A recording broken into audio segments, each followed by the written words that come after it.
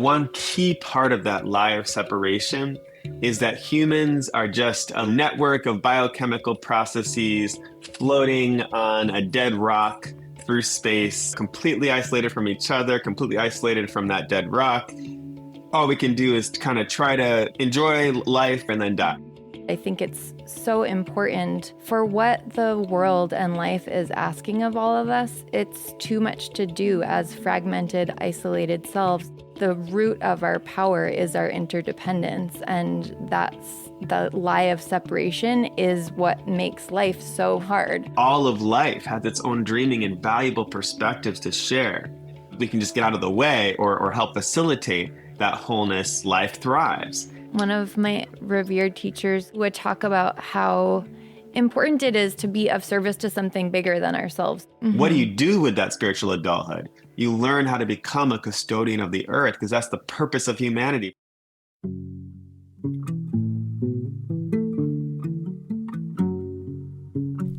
Welcome to the Future Kind podcast, where conscious nourishment is our guide. From the cellular to the cosmic, we're exploring how our relationship with food has the power to transform the world.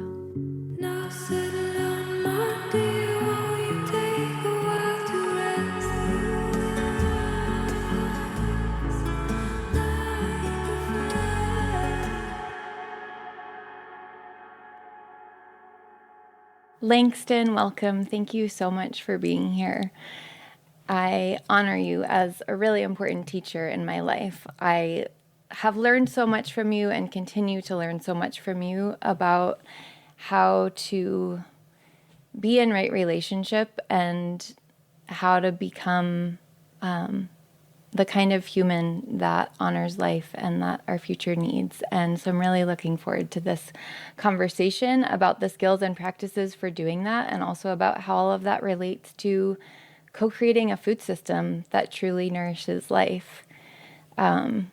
So we were at a retreat together last fall that you were co-leading, and I was so excited when you started sharing about an event, a conference that you'd been at last summer, and an upcoming tour that you're doing by the Northeast Farmers of Color Land Trust. And I'm really excited to hear a bunch about all of those things. But before we go there, I just want to start with getting to know you a bit. So for listeners, so I first found you through your book, Deep Liberation, and I'm going to say the whole name because it's such a good name. So it's Deep Liberation, Shamanic Teachings for Reclaiming Wholeness in a Culture of Trauma.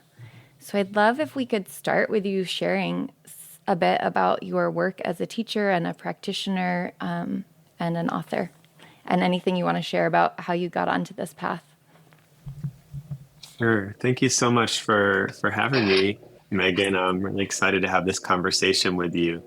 For me, as a practitioner, I really came to this work of animist earth regeneration work, of shamanic healing work, of food justice work, as someone that wasn't ever intending to be a practitioner, but just had a lot of issues and challenges, a lot of chronic emotional issues, chronic physical issues I was struggling with, and was seeing the same challenges to varying degrees in the people in my communities, especially those who were the most creative, the most sensitive, the most sort of like really wanting to be in service of life, seemed to also be the most in pain and the most with many needs that weren't being met by, like, when I was younger, their parents or by therapists or by the Western medical system. And so as I began my own healing journey and was sort of on that path of just trying to figure out how do I fix these chronic health issues and emotional issues, I started having these initiatory experiences where I'd have dreams, where helping spirits would come to me and show me things that were wrong with me, like where there were imbalances in my body through their own bodies. And then I would have to go sort of like work with them to figure out how to address those imbalances. I would be handed objects in dreams that someone like would hand me on the street the next day. And there's these strange whirlwind of kind of synchronicities coming in. Yeah. That ultimately led to me receiving some support from some shamanic healing practitioners that really shifted things for me. And they were able to show me that at the root of a lot of the chronic issues I was facing were these fundamental energy body issues, like issues with choices I was making instead of having boundaries, for example, in people pleasing or codependent behaviors I was caught up in. And that as I was starting on my healing journey, starting to engage certain spiritual traditions and indigenous practices, those habitual emotional patterns were getting more energy added to them and growing as I was growing. So my helping spirits were coming in to kind of wake me up and say, okay, we have to address this now, so that this won't become a much bigger problem later. And as I did that, that led me to joining the Cycle of Transformation, this 5-year, program, and stepping into spiritual adulthood and beginning to cultivate the kind of heart that can vision towards a better future for our descendants. And as I moved through that training and that healing, I started to heal and teach myself as well in that tradition and apprentice to do that. And I'm still doing that now. So that's a lot of the work I do, is just helping people who you might say come from the broken path. Those of us who have broken lineages, we've been uprooted from land and place that was ancestral. We've lost a lot of our, what you might call the indigenous ways that we all have if we go back far enough for tending right relationship with each other and the earth. So it's a tradition. Most of what I teach is about how do we learn the fundamental skills for liberating our natural capacity to be in that right flow with the earth's dreaming, and healing and decolonizing from the wounds of modernity, all these sort of lies that we've been taught about how to be in the world, that result in a lot of illness and sickness and just don't work for life. Thank you so much for sharing that. There's so many things I want to dive into there. But maybe just to start, for people who might not be familiar with the idea of helping spirits, so you said things started coming to you in dreams. Did you have the context for knowing what a helping spirit was? And can you just describe that for people who aren't familiar with that term?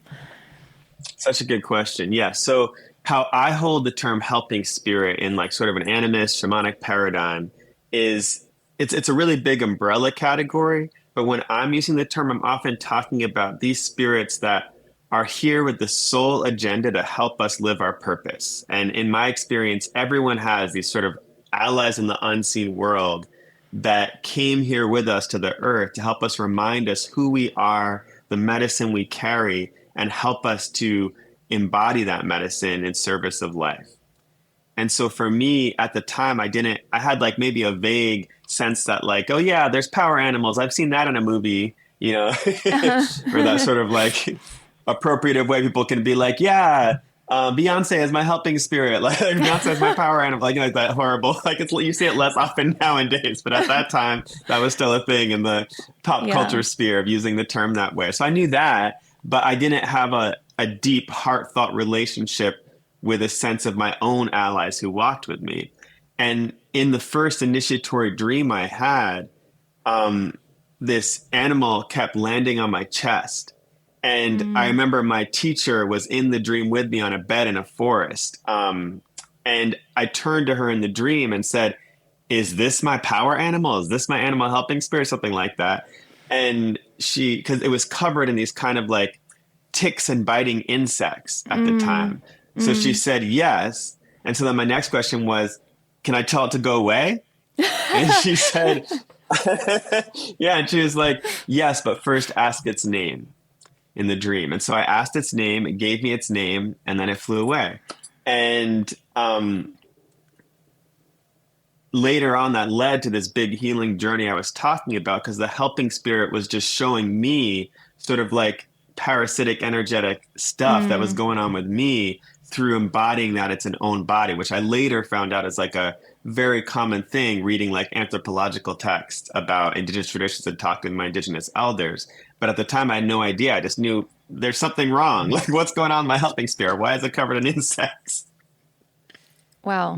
Yeah. Thank you. So for people who I know you've taught a lot of people and you've also worked as a practitioner with many people, and not all of us have initiatory dreams like that. That's super magical and interesting. And curious if you could speak to, like, for people who don't have initiatory dreams, like, is that realm of support available to everyone? And if someone doesn't have an experience like that, like, how might they find their way into that kind of resource? And the reason I'm asking is because I'm with you that I think it's so important for what the world and life is asking of all of us. It's too much to do as fragmented, isolated selves in the way that we've been taught in Western colonizer culture. It's the root of our power is our interdependence, and that's the lie of separation is what makes life so fucking hard. And so I think it's so important for everyone to feel access, and like what you said of like we all have indigenous ancestors and connections to this kind of potential. And yeah, just I would love to hear your thoughts on that, and maybe getting into energy body stuff a little bit too, of just like how everyday people can find their way onto this path. Yeah. So when I think about the lie of separation that you mentioned, one key part of that lie of separation is that humans are just a network of biochemical processes floating on a dead rock through space, completely isolated from each other, completely isolated from that dead rock. All we can do is kind of try to enjoy life, have some pleasure, and then die. Basically, it's what we can do in that story, in that lie of separation. In an animist understanding, the earth is a being with its own dreaming, and all of life has its own dreaming and valuable perspectives to share. So the reason for wanting to connect with helping spirits, no matter who you are, even if you're not like a super spiritual person or weren't raised in that kind of way of thinking, or no matter what religious upbringing you have, is that we need these specialists of that dreaming realm, of that sort of like what you might call the spirit world, that place where all that we're experiencing the surface of physical reality emerges from, is seated first. And so helping spirits support us in knowing how to choose well, essentially, like not telling us what to do or what's right or what's wrong, because they want to support our sovereignty and our agency, but helping us to make our choices in alignment with that deeper sense of what's going on beneath the surface of things versus all of this stuff on the surface. There's just a lot of static most of the time. And so our indigenous ancestors and indigenous people still living today understand that the earth is showing us those deep underlying patterns of reality all the time, in terms, if we can look at like patterns of ecosystems, an ecosystem is always working towards balance and health and well-being and wholeness. If we can just get out of the way or help facilitate that wholeness, just life thrives. And so working with helping spirits is a way that we can start to reconnect with that sense of how to step back into wholeness, the wholeness of ecosystems, without having the thousands of years of indigenous knowledge of living rooted in one land and one place. It can help us kind of get back to moving in a little bit more alignment with life. So sorry, that was a long explanation, but so for the No, people I love who it. Yeah.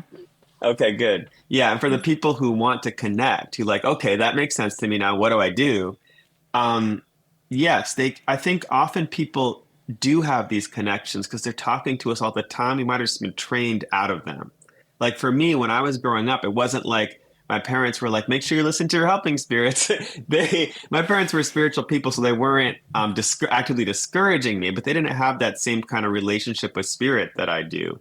And so I would often be talking to invisible people as a kid, and then got trained out of it as I got older and raised in the Western education system.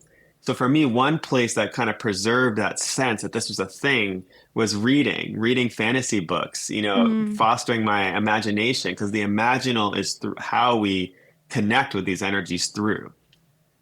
With the understanding that the imaginal isn't just made up, but it's more this like in between realm where we can, through a play, through visionary energy, begin to tune into these other beings, other intelligences. So there's lots of ways to connect. You could work with a practitioner to learn who your guides or helping spirits are. You could specifically ask for a dream and start paying attention to your dreams and writing them down. Because a lot of times these energies aren't going to come in unless we ask for their help, because they want to respect our boundaries. Mm. So just that intention, like I want to meet my helping spirits, holding that intention, asking for it throughout your day, then paying attention to the signs you see in your environment, to the dreams you have, to the conversations you spontaneously have with certain people, that might start to tune you in to who those energies are. Awesome. Thank you. And I'm also thinking about the relationship with that sensitivity and capacity to connect in that way and having a healthy energy body. And I'd love to talk a bit about that because one of the courses you teach is Energy Body Mastery. And it was a game changer for me. So a little bit about, I've been studying shamanism for probably 7 years now, maybe.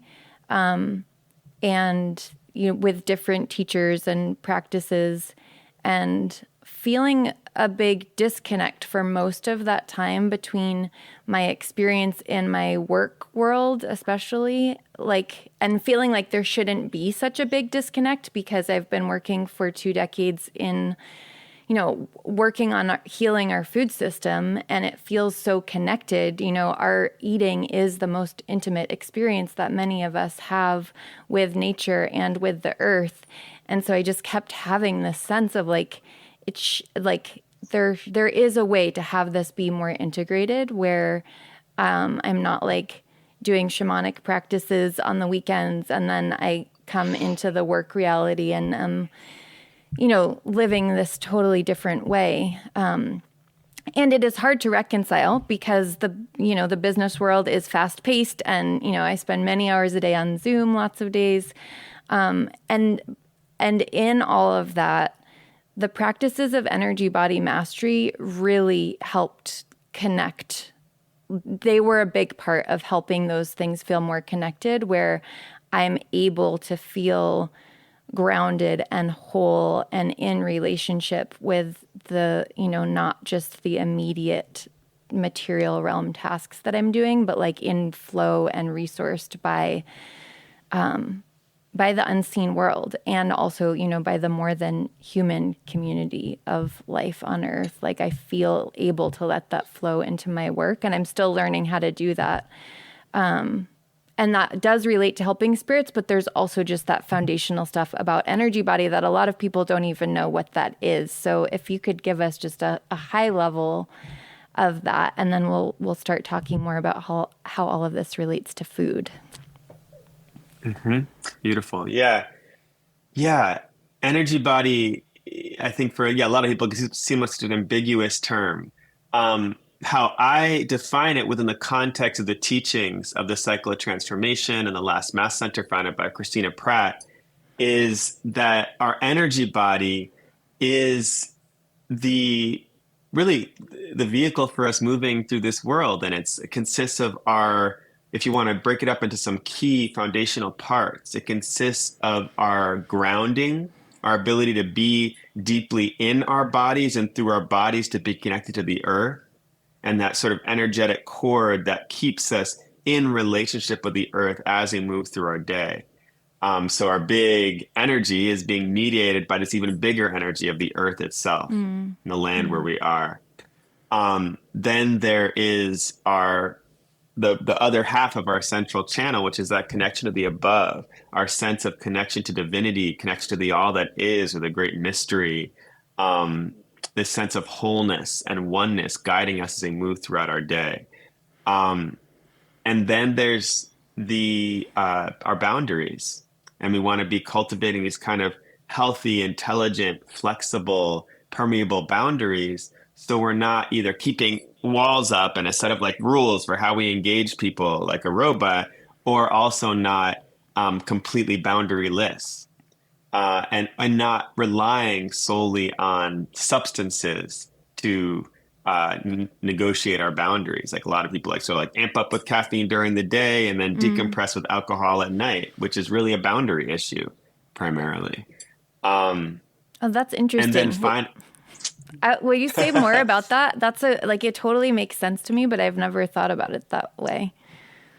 yeah, well, just like the way that a lot of the reason people drink, there's obviously many reasons to drink, but a big one is that it lowers our boundaries. Like we say, lowering inhibitions. What that really means Mm, is suddenly our boundaries become super loose, super fluid, mm, super mm-hmm. flexible.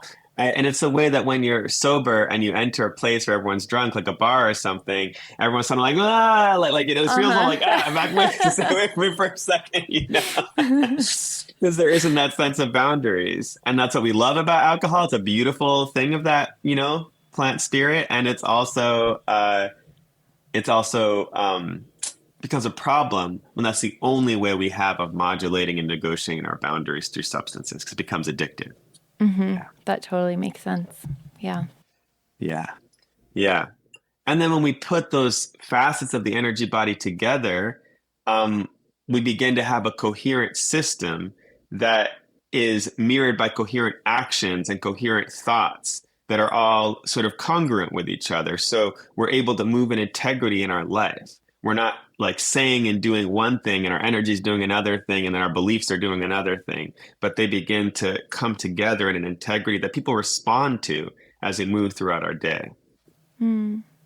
Yeah, that's beautiful. And I feel like I mean, it is, in my experience, so foundational to being able to really be with the truth of interdependence, which is, a premise that I'm holding as we work on our food system is that the fragmentation and commodification of our food system, is very reflective of our culture at large. And so a lot of the even really well-intentioned efforts to transform the food system are still coming from a place where, until we have that groundedness, the truth cord, the healthy boundaries, then we're not really available to be in relationship with the things that we need to sense and be in communication with to create a really regenerative, for example, food supplies. Like there's a lot of amazing efforts welling up right now around regenerative agriculture, and that's beautiful. And like the real transformation of that will come as we continue to reclaim our ability to actually be regenerative in ourselves, which is so much about this energy body and like what you're saying of the upwelling of energy from the earth, that we're all part of the body of the earth, and all of that is moving through us if we let it. But it can be a long process to regain those capacities. So we'll include in the show notes information for folks about if you're interested in learning more about the skills to do that. And also I know that's in your book, but yeah, I just wanted to provide some context of what these practices are that we're referring to. I also want to talk about ancestors, and maybe that will come up naturally as we talk a little bit about these events that you've been participating in related to food. And I guess just maybe we can dive into that a little though, and just come back to what you said about like all of us have ancestors who are indigenous to the earth somewhere and at some point. And for me, that's been a really healing idea as a white person, feeling very much like on a broken path and feeling like having this kind of spiritual interconnectedness was not only something that I didn't have direct access to, but like maybe there wasn't a way to do it without cultural appropriation, or maybe it wasn't like I didn't have a right, like I wasn't special enough. And what I've come to understand now is it's not just a right, it's a responsibility of all humans. And this idea of the name of this podcast of future kind, and the concept of humaning well, which I learned from you and Christina, that term. And I love it's so resonant. Like, how do we human well? And that's a responsibility for all of us, regardless of our skin color or background.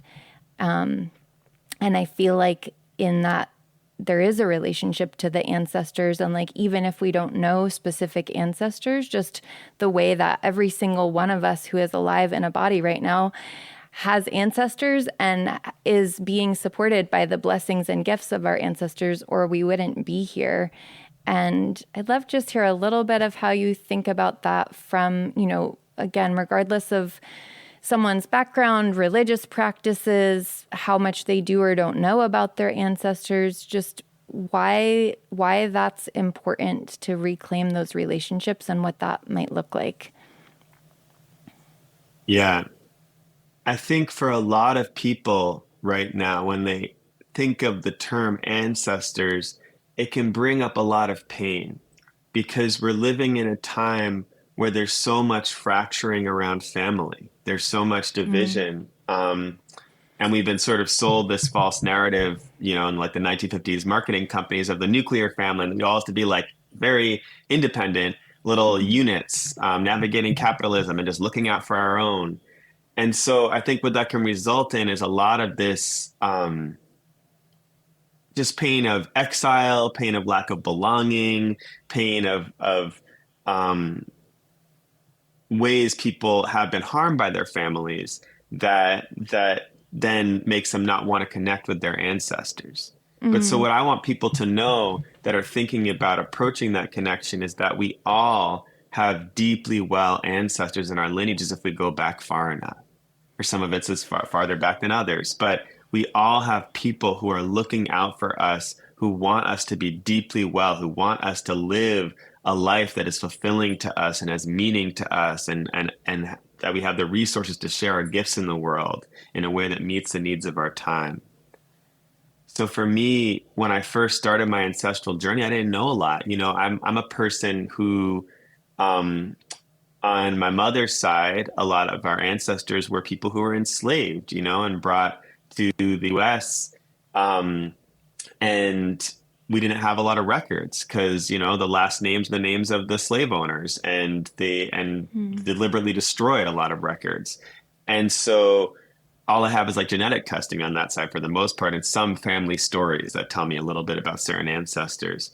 On my father's side, a lot of our ancestors are German Jewish. And so there's a lot of forced migration. There's a lot of lack of records there as well, and having to hide different identities due to anti-Semitism. And so I arrived at my journey of wanting to connect with my ancestors, having to start with spirit, because I didn't have the physical genealogical research to be able to do. I didn't have names. I didn't have stories. My parents didn't know a lot. So it's just like, okay, I'm going to try connecting through spirit. And it was amazing because when I started connecting, this is kind of like a weird experience that probably most people wouldn't have. But I was working with my spiritual community at the time. We had a seance, and the medium, my grandmother came through the medium, and she looked, this medium didn't know me at all, but they looked straight at me and they said, "Don't believe everything you've heard about me. I'm going to help you understand about your ancestors." And at the time, it was my grandmother, Estella. And at the time, there were a lot of not such nice stories about her in the family. And so that was mostly what I knew of her. But then within a week or two of that seance, my dad was moving, and he found this letter she had written and labeled for Langston when he writes his book. And it detailed generations of our ancestors' names, little stories. And so it was like that, me reaching out for that connection allowed her to give this little push to lift up something she had done in life to try to keep me connected. And it was so moving to me that there was an ancestor who was thinking and dreaming of me writing a book, not knowing anything about me. She died when I was 4 years old, but it was true. I did write a book, so it's like, that's amazing. Yeah. So I guess, it's sort of like a tangled up example, but I want to just share with people, one, that again, like I was saying with helping spirits, just that choice to intend to connect, to intend to start cultivating relationship can result in a lot of flow and new connections coming online that we're just waiting for our sovereignty, for our free will, for our like intention to move out into the world, and they could respond and reach out and connect with their energy as well. Um, and these little actions we can take thinking of our descendants' futures can have big impacts. That little moment she chose to handwrite this letter detailing some ancestors had huge reverberations on me and my whole family, because then we were able to do a lot of genealogical research in the wake of Mm-hmm. that and uncover a lot of family stories and memories. Yeah. I love that part because I've definitely experienced that as I've, over the last couple of years, starting with a class with Christina on ancestral healing, just like the basics of that, that as I've started being more actively in relationship with ancestors, it also orients me to living my life in a reconciled way. And again, with this idea of future kind, like we're becoming the humans the future needs. You know, if we're intending to do that, which I hope we all are, then part of that is thinking about ourselves as ancestors to the descendants and the ones who are coming. And even like, you know, what kind of ancestor am I for the ones 10,000 years from now, like thinking a long way out. And so, yeah, I think the more that we cultivate any amount of connection with our own ancestors, it puts us in the long flow of life in a different way. That again, that's just like another dimension of the fragmentation of our culture, that not only while we're living are we conditioned to feel really isolated and fragmented, but it's also like our lives are isolated and fragmented from the long flow of life of ancestors and descendants. And I do think all of this has a lot to do with food and how we tend to our relationship with the earth and how we take care of our bodies. And I'd love to hear a bit about your experience, maybe starting with the conference that you went to last summer, which I think maybe happens every 2 years. Again, we'll include info in the show notes, but it looks like they're planning the next one for 2026. It's called We the Land Conference.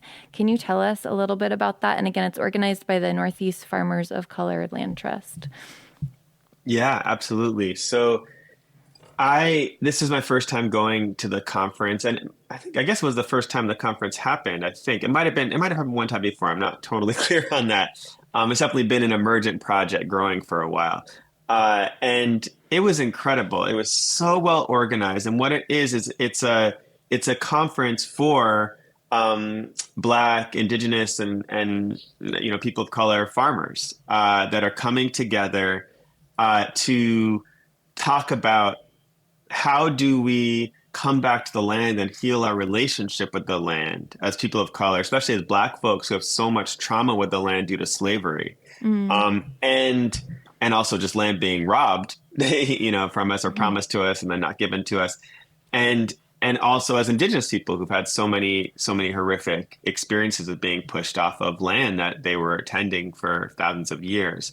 So how do we come together to talk about food justice and land justice and the reparations movement and the land back movement, and see how all of these threads and strands can benefit each other? We're also just doing really practical things. Like what I loved about the conference is it was so holistic in the sense that we were doing like capoeira one day as a class I took, like getting in the body together, listening to ancestral songs and singing ancestral chants while we just did physical movement practice, and then also going to a plant medicine ceremony with a Colombian shaman that was guiding us in connection to the land through working with plants in that way, and then going to a class by this wonderful Black farmer. I'm forgetting her name right now. It was just talking about how to transition from living in an urban environment to living in a rural environment, and all the trials and tribulations she had doing that. And she's all these different angles of how to repair our relationship with the land, because it takes all of it. It's not just like one thing. It's not just like how to be a farmer. It's how do we do this in a way that's truly different, that we're not just becoming like making sure that Black people get to extract from the land too, but actually like how do we really come back to the regenerative practices that our ancestors practiced in relationship to land as we navigate the current capitalist system to do so. Yeah. And how did you end up that all sounds so cool. And I'm curious, so for people who don't know, you live in New York City and your focus of work has been everything you're describing. Can you tell a little bit about like what called you to end up, being interested in food and like, yeah, and just your own path and inklings toward, how food work might fit into your life and why that matters? Yeah, well, so I was talking about some of my chronic health issues earlier. I had to do a lot of just self-healing in terms of learning what foods I could eat and couldn't eat, learning to avoid natural flavors and things, learning to avoid certain pesticides and like just because of my body's natural sensitivities, like probably weak liver stuff, I just was forced to learn a lot about food and the food system just to survive myself early on. And then also my spiritual practices led me, especially in African diasporic traditions, led me to learn about a lot about foraging in nature and learning how to work with plants in spiritual baths and to make talismans. And that was one way I was gaining a relationship with plants and sort of herbal medicine. But more recently, I really allowed myself to start dreaming about farming. One, because I read Leah Penniman's incredible book, Farming While Black, which is Yes, really helpful so for me good. in yeah, starting to see the trauma that had been unnamed for a long time and that I didn't even realize I was carrying in me around disconnect from seeing farming as a possibility for me just due to ancestral trauma. Hmm. Um, Even though both my grandparents were farmers, what or grew up in, connected to farming families. And they both always gardened, always raised, animals and in their life. Even when they were living in South San Francisco towards the like middle and end part of their lives. Um, Mm. but for me, really the catalyst for getting deeply involved with land projects and farming right now and going to this farming conference was starting to volunteer in farms was the threshold process actually, Mm. which what is this 5 day animist immersion, claiming your community self immersion we hold in the cycle community. Um, and so I was part of these teachings for, I think, about 15 years now. But the first sort of 9 years I was part of that community, we found that people were really struggling with leadership. Like we were living these incredibly transformative teachings. They were changing us. They were changing our lives. They were changing people we loved. They were allowing us to work together in really cool collective leadership ways, manifesting beautiful visions. But there were still these gaps where people would sort of fall off. They would try to lead and there would be like infighting, or they would fall off, or they would leave the community and leadership would kind of collapse again and again. Mm. And we eventually realized we had to kill the community, and that what that meant was killing all of our relationships with the stakeholders of the community. So the councils that run the community, the spirits of those councils, the cosmology, the well, there's a lot of stakeholders in the community. I don't have to list them all, but that we needed to end our relationship with so that we could actually let the community rest for a moment and let it go and see in the wake of that death, was there still a wanting for this community whose main purpose was to keep these particular teachings in the world and be in continuity as a people so the next generations could benefit from these teachings? And what we found during that death and revisioning period, which was happening like, the beginning of the pandemic, is, and then the 2 years preceding after, was that where we had fallen off in our understanding of the vision was that all of the complex, beautiful teachings of how to be a good human on this planet that we got were coming from the earth, coming from the land. Mm. Mm.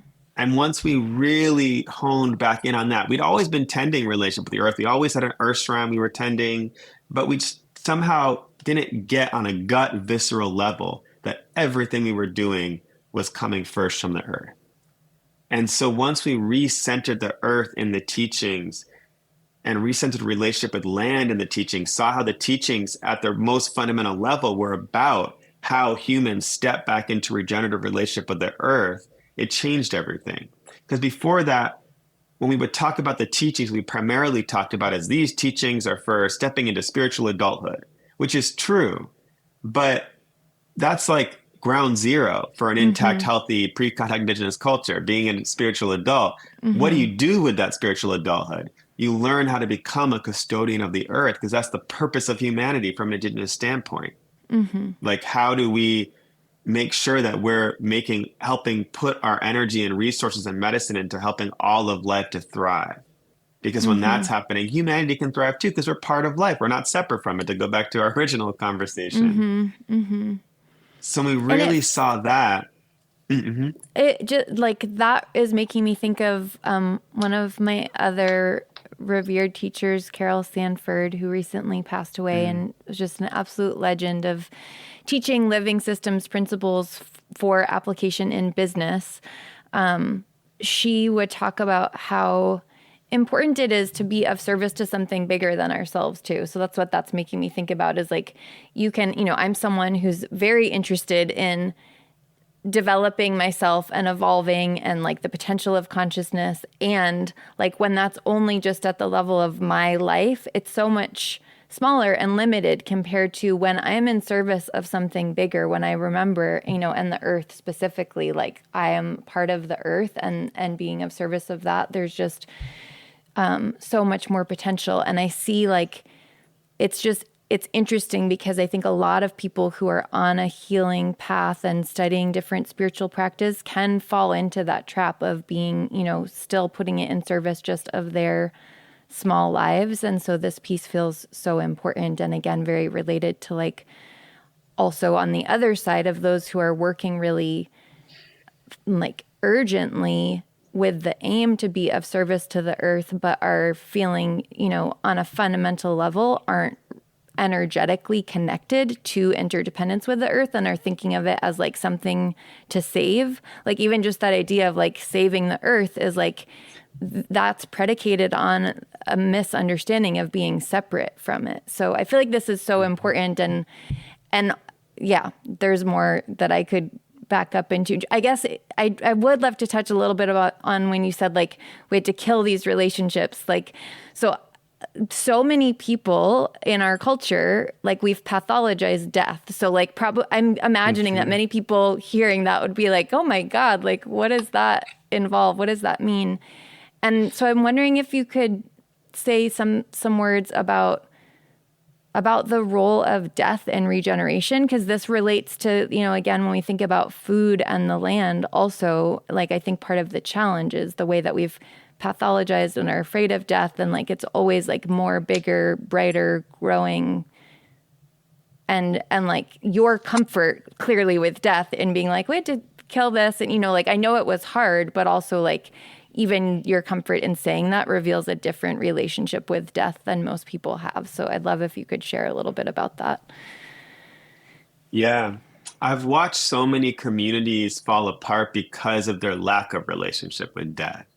Um, in the sense that because in that moment we realized the need for death, and really Christina led us in that in a big way, but we felt that this gap was too big. We needed to give a good death to the community.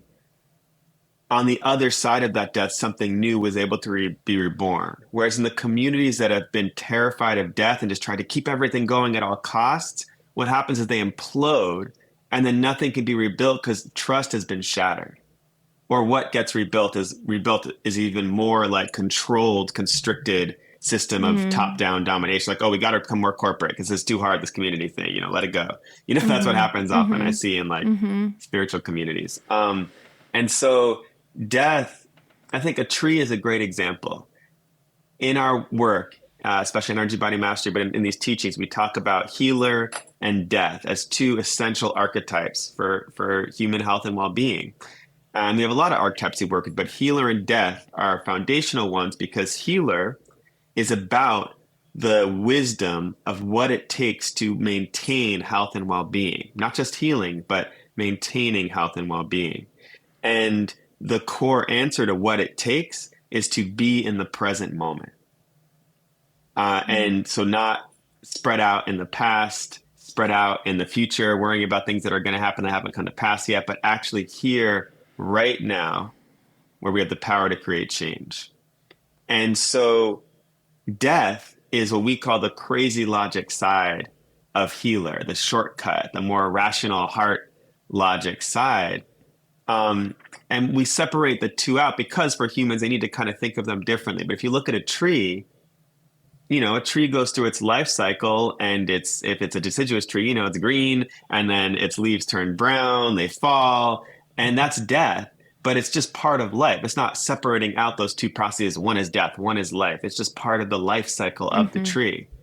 And so I think we as humanity need to learn to make death our ally so we can be in that same wholeness of our own life cycles. Because if we're constantly holding things, hoarding things in our energy body that or in our life that we're not letting die, then there's no space for new things. We just get weighed down more and more and have to consume more and more energy to keep moving forward while also holding on to all of this old stuff that we're not using anymore. That's not useful given the life we want to be living right now.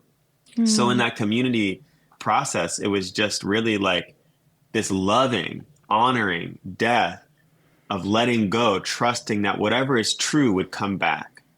So he wanted to really risk putting faith in that understanding and what we had been shown by nature, risking letting it all go so we could see what's true here and where have we distorted things. Yeah, so our teaching showed us we need to center the earth more. We started doing that. Beautiful things started happening. Huge parts of the vision we hadn't seen before started coming out.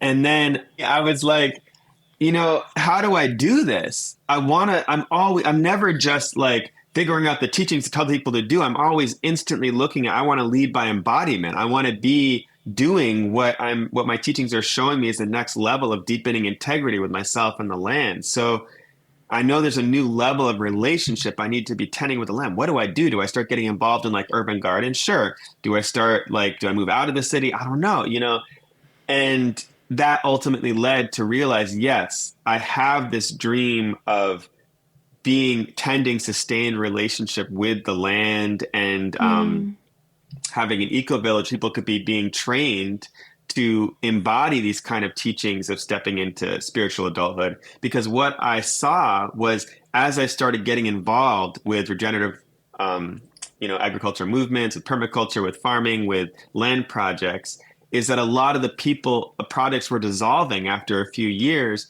because they didn't have the skills we had learned before the community died of like, how do people, or after the community died even, how do people have a community self? How do people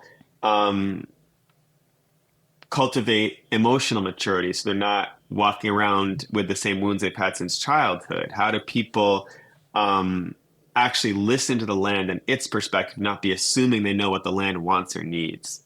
And so now I'm starting to see how these two things that I've been spending my life doing are coming together, and just I'm looking at how to do that, how to bring those two things together. But it's interesting how both are necessary, aligning with these larger patterns of life and really paying attention to what's happening on the earth right now to teach us about how to embody those patterns of life.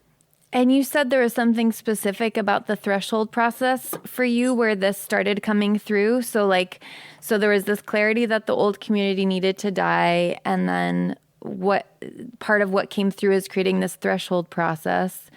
And was that for you just this deeper consideration of like, how am I really living the teachings? Like you were just talking about, like, how does that relate to out in the world, touching some food that's growing? Yeah, that was a big part of it. And just, because we make this vow to work to live into our community self and our animist self. And we say that vow every day, and just really holding that vow in my life started showing me where there were the gaps in how I was living my life currently. And this isn't to say that everyone has to leave the city, but I think, often how anthropologists and archaeologists identify cities is there's deserts left in their wake because they've just been extracting resources and not necessarily giving them back. And so, I'm just very interested in how we begin forming places to incubate new culture that we can be living by, that then can be seeded in other communities that already exist all over the world or all over the country, at the very least in the US, that can help people start to build more of a real community connection with each other and with the land, in, especially in the wake of ruptures that have destabilized systems, and the institutions that we depended on in the past are not able to support healing in those ruptures, like looking at what's happening in Asheville after Helene. Yeah. Yeah. Yeah. So, in terms of that tour, what maybe just share some highlights of inspiration from that experience and how that fed your dream and this path that you're on? Absolutely. Yeah. And so I went on to just see, like, okay, is this real? I'm a city kid. You know, most of my life I've been in the city. Is this real for me to have this dream of being more connected to land and farming? Or am I just like wanting to escape the horrors of late stage capitalism? Um, so, um, this tour was a beautiful way to do that after the We the Land conference. And so we were 15 Black farmers touring 12 Black owned farms all over the Northeast in New Jersey, New York, Maine, Massachusetts, Vermont, and Connecticut. And it was a beautiful experience. The primary sort of like visionary and creator of the project was Christian Hutchinson, who's the Black Land Stewardship Cultivation co-director at Northeast Farmers of Color Land Trust.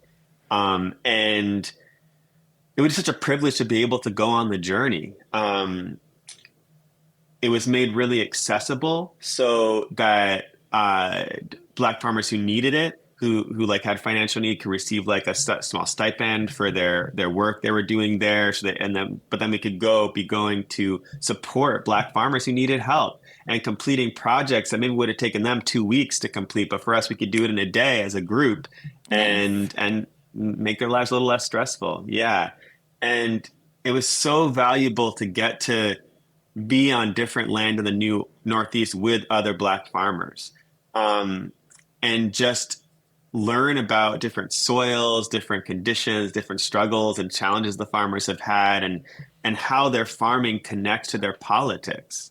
So we're on these different farms, and one of the areas where we were visiting farms was in Chester, New York, which is the Black Dirt region. There was this glacial lake that left this beautiful, like, organic, rich soil deposit.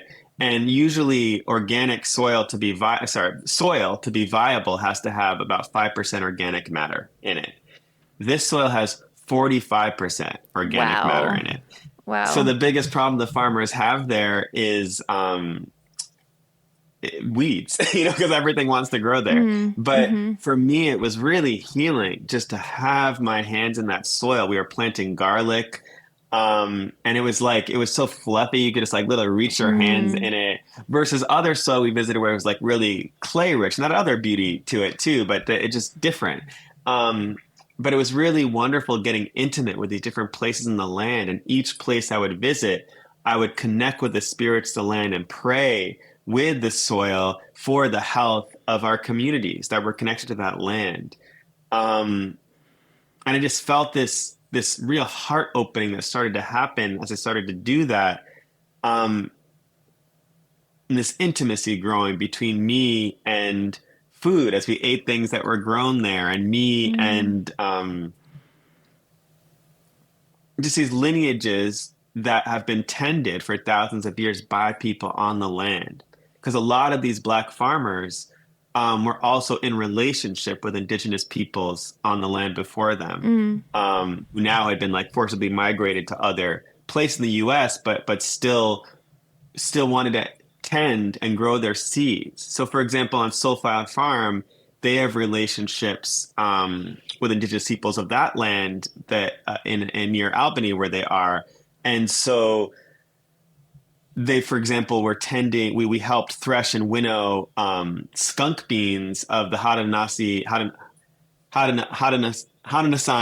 and Abenaki Nation that have been preserved for thousands of years. That these beans had been shaped by people choosing to tend relationship with them, and in turn, the beans shaped the people and our digestive systems and our ecologies and food ways.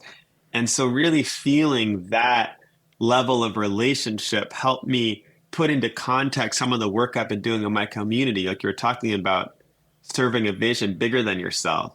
This vision of people have been tending for such a tiny amount of time compared to indigenous peoples, like 30 years, 35 years, we've been tending these teachings. And yet there are seeds we've carefully cultivated and carefully threshed and winnowed and separated Mm, the ones that aren't quite the original seed we're trying to tend of that good, nourishing, true love, and then kept passing mm, down, making an effort to pass down those seeds that are that magic that has brought so much goodness into our lives so the next generations can benefit. And just mm. feeling how would it be different if everyone had that kind of, even if they're not on land, tending land, have that kind of intimacy with their food and understanding of the people who are tending it so that we can be bringing that same quality of care to anything we're doing.